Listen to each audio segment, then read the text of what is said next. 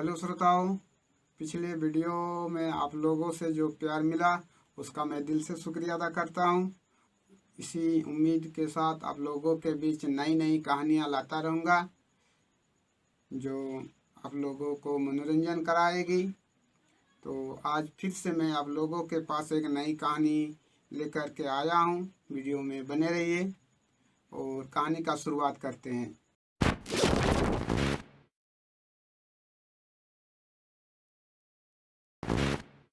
कि सुरेश की बहन के शादी जब से तय हुआ है तब से सुरेश और उसके पिताजी दिन भर भाग दौड़ में बिजी रहते हैं। सुरेश के बहन की शादी में दहेज के लिए जो रुपया का जरूरत है उसी को जमा करने में अभी दिन बीत रहा है।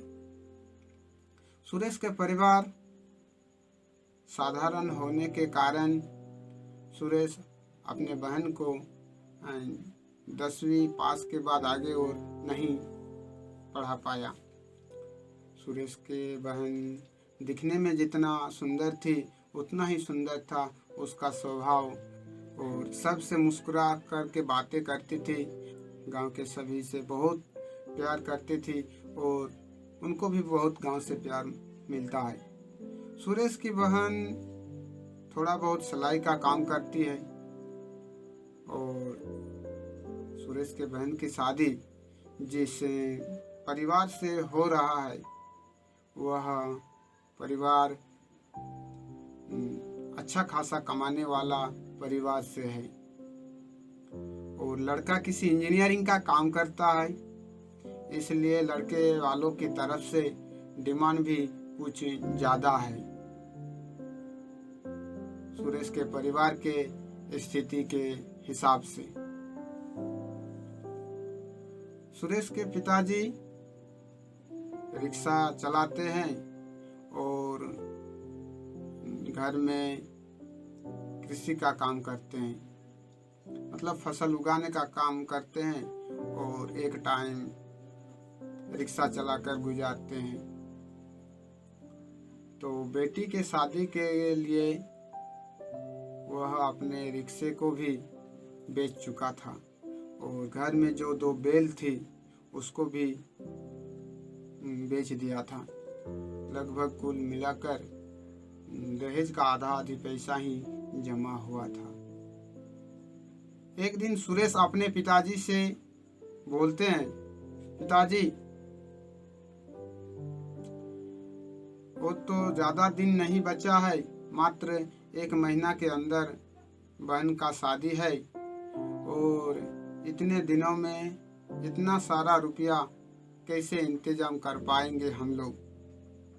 तो सुरेश के पिताजी बताते हैं, नहीं बेटा, ऐसी कोई बात नहीं है, कहीं से जुगाड़ हो ही जाएगा, बोल के घर से निकल जाते हैं। ऐसे ही सुबह को निकलते हैं, शाम को लौटते हैं। देखते ही देखते कब 1 महीना बीत जाता है पता ही नहीं चलता। शादी के 7 दिन पहले लड़के वाले आते हैं और आके दहेज के बारे में बोलते हैं। तो सुरेश के पिताजी उन लोगों को पूरा इज्जत के साथ खिला पिला कर रूम में बैठाते हैं और बोलते हैं कि भाई साहब, अभी तो पूरा रुपया जमा नहीं कर पाए हैं, अभी आधी ही पैसा जमा हुआ है, आप लोग उसको लेते जाइए, शादी के दिन बाकी रुपया आप लोगों को पहुंचा देंगे। तो सुरेश के पिताजी के बात को सुनकर लड़के वाले बोलते हैं, एक काम कीजिए, हम लोग तो आधा पैसा लेकर नहीं जाएंगे, शादी के कुछ दिन पहले आप लोग सारा पैसा पहुंचा देंगे, बोल के विदा लेते हैं। और इधर सुरेश भी चिंतित था। वह घर के हालात को जानता था और वह ये भी जानता था कि पिताजी का पास कितना पैसा है और इन सप्ताह भर में इतना सारा पैसा कहाँ से कैसे लाएंगे। उन लोग के मन में अंदर ही अंदर चिंता सताई जा रही थी कि कहीं इन रुपयों के चलते ये रिश्ता टूट ना जाए। और सुरेश के बहन और माँ भी बहुत चिंतित थी। जब पड़ोस वालों के सामने सुरेश इस बात का जिक्र किया तो पड़ोस वालों ने कहा कि भाई आप दहेज किसी तरह से जमा कीजिए, बाकी खाना पीना का इंतजाम हम लोग मैनेजमेंट कर देंगे। तो शादी के लगभग 3 दिन पहले आते हैं सगाई का जो नियम है उसको करने के लिए, और आके सबसे पहले दहेज के बारे में ही बोलते हैं। तो सुरेश के पिताजी बताते हैं क्षमा मांगते हुए कि क्षमा कीजिएगा, पूरा पैसा अभी भी नहीं जुटा पाए हैं, आप लोग किसी तरह ये शादी पार कर दीजिए, शादी के बाद सारा पैसा चुका देंगे। तो उनके बात को सुनकर लड़का के पिताजी और लड़के वाले अंदर ही अंदर बहुत गुस्सा जाते हैं और कहते हैं कि आप कैसे इंसान है, आपके बात का कोई भरोसा है कि नहीं। जिस घर में बात का कोई भरोसा नहीं, वैसे घर में हम अपने लड़का का शादी कैसे दे सकते हैं। तो लड़के वालों के व्यवहार से तो सुरेश और उसके पिताजी काफ़ी चिंतित में पड़ जाते हैं और क्षमा मांगते हुए कहते हैं कि माफ़ कीजिए, किसी तरह यह शादी पार कर दीजिए। और आवाज़ में काँप रहा था, मतलब आंसू आ रहा था।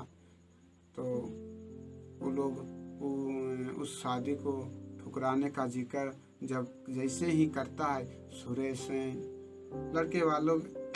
लड़के के पिताजी के पैर में झुक जाता है और माफ़ी मांगता है कि आप प्लीज़ यह शादी मत ठुकराइए, इस शादी को पार कीजिए, आपका सारा पैसा चुका देंगे। तो लड़का का पिताजी कोई बात नहीं सुनता है और शादी ठुकरा करके चला जाता है। ऐसी स्थिति में घर का जो बाकी सदस्य था हर कोई चुपचाप था, किसी को कुछ समझ में नहीं आ रहा था कि इस शादी को कैसे रोकने से मतलब ठीक किया जाए। और जब कुछ समझ में नहीं आ रहा था, उसी रात सुरेश के पिताजी जिस रूम में सोते हैं, कुछ गिरने का आवाज आता है। तो दौड़ करके सुरेश के पिताजी के वहाँ जाता है तो देखता है कि सुरेश के पिताजी जमीन पे गिरा हुआ है और गले पे फंदा लगा हुआ है, और जिस लकड़ी के खूंटा पर वह फंदा बांधा था वह टूट करके सुरेश के पिताजी के ऊपर गिरा हुआ है। तो सुरेश दौड़ करके आता है, उस लकड़ी के खूंटा को उठाता है और फंदा खोल करके पिताजी को समेट करके रोने लगता है, और उसकी बहन भी फूट फूट कर रोने लगती है और पिताजी से बोलती है कि आप ये क्या करने जा रहे थे, यह लकड़ी का खूंटा यदि नहीं टूटता तो आपका क्या हो जाता, हम लोगों के बीच क्या बीतता, ये आप जरा सी भी नहीं चिंता किए, आप ये क्या करने जा रहे थे। बोल बोल के जोर जोर से फूट फूट कर रो रही थी अपने पिताजी को समेटे हुए। सुरेश के पिताजी का आंख पूरी तरह से लाल लाल हो गया था और सांस भी फूल रहा था उस फंदे के चलते। उसके बाद धीरे धीरे नॉर्मल हुआ तो पिताजी से सुरेश के बहन बोलने लगी कि पिताजी इसके बाद आप ऐसे कभी मत कीजिएगा। यह शादी नहीं हुआ तो क्या हुआ, हम इससे कहीं अच्छे रिश्ते से मेरा शादी होगा बोल के पिताजी के साथ रात भर काट देता है, एक दूसरे को पकड़ के और रोते हुए। तो रोने धोने की आवाज़ से पड़ोसी वाले भी आ जाते हैं। आकर के जब पूरी स्थिति को सुनते हैं तो समझा बुझा कर और हौसला देकर पड़ोस वाले चले जाते हैं। सुबह होता है, सुबह उठ कर के अपने पापा से जा कर के सुरेश की बहन बोलती है कि आप मेरे शादी के लिए जो रुपया जमा किए हैं उससे फिर से आप एक नई रिक्शा खरीद के लेते आइए, और जो बाकी पैसा बचा है उससे आप मेरे लिए 2 नई मशीन ला दीजिए। तो बेटी के बात सुनकर वही करते हैं, वह एक नया रिक्शा खरीद लेते हैं और बेटी के लिए 2 सिलाई का मशीन ले आते हैं। धीरे धीरे बेटी सिलाई का काम शुरू करती है और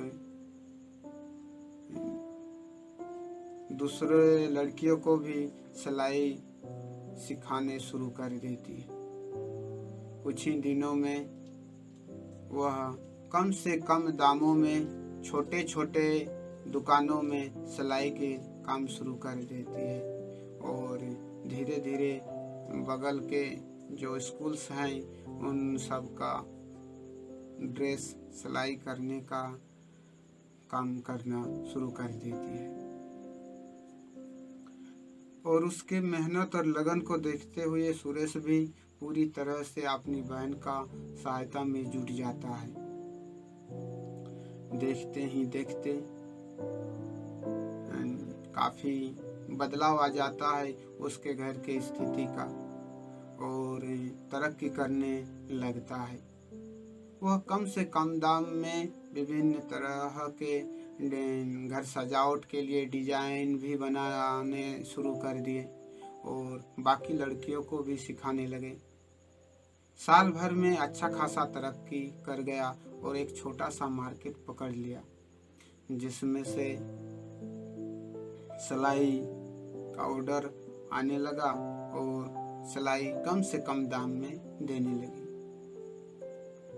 तो इसके तरक्की के बाद चारों तरफ चर्चा होने लगी और जितने सारे आते थे उनके सामने सीखने के भावना से उन लोगों को वह बहुत ही प्यार और नम्रता से बातें करती थी और सभी से बोलती थी कि कभी भी कोई भी बेटी के बाप अपने बेटी के दहेज के लिए रुपया ना जमा करें, उसके बदले में बेटी के काबिलियत को जमा करें, बेटी को काबिल बनाए, ताकि कभी भी किसी लड़की के बाप को ऐसी स्थिति ना आए।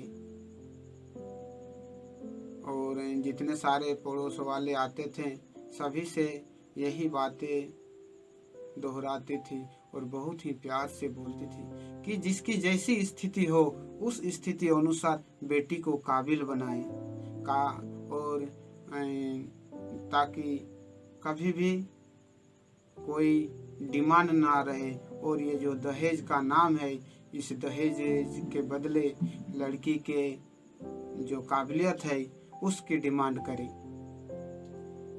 तो इनके बातों को हर कोई बहुत ही अच्छे से सुनता मानता था, और धीरे धीरे ये बात वहाँ तक पहुँच जाता है जो परिवार इसको ठुकराया था कुछ पैसों के लिए, और इसके तरक्की को भी सुनता है। तो वो लोग हैरान हो जाते हैं इसकी तरक्की के बारे में और सूझबूझ को सुनकर।